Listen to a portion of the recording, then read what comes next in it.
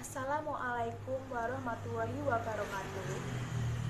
Perkenalkan, nama saya Elvina Hoirunisa dari kelas 1 CPGSD dengan NPM 201203113. Pada video kali ini, saya akan melakukan praktikum tentang rantai makanan dan jaring-jaring makanan pada ekosistem darat dan ekosistem perairan. Ekosistem adalah suatu sistem ekologi yang terbentuk oleh hubungan timbal balik tak terpisahkan antara makhluk hidup dengan lingkungannya. Ekosistem bisa dikatakan juga suatu tatanan kesatuan secara utuh dan menyeluruh antara segenap unsur lingkungan yang saling memengaruhi. Ekosistem ada ekosistem darat dan ekosistem perairan. Ekosistem darat merupakan ekosistem yang lingkungan fisiknya berupa daratan. Ekosistem ini meliputi wilayah daratan yang sangat luas yang disebut dengan bioma. Yang kedua, ekosistem perairan.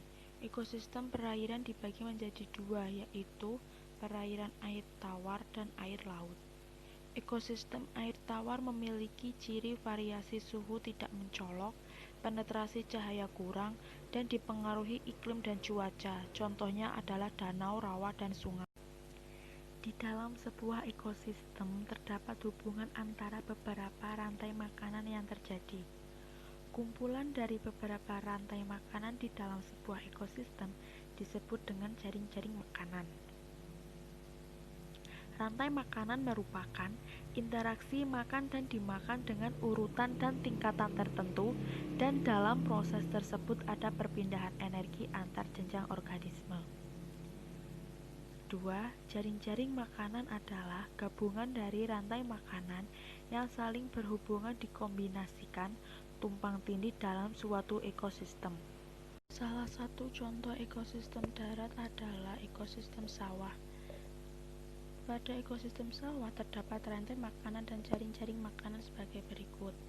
Tanaman jagung sebagai produsen, belalang, ulat, dan tikus menjadi konsumen pertama, katak menjadi konsumen kedua, ular menjadi konsumen kedua dari sudut pandang tikus, dan menjadi konsumen ketiga dari sudut pandang katak.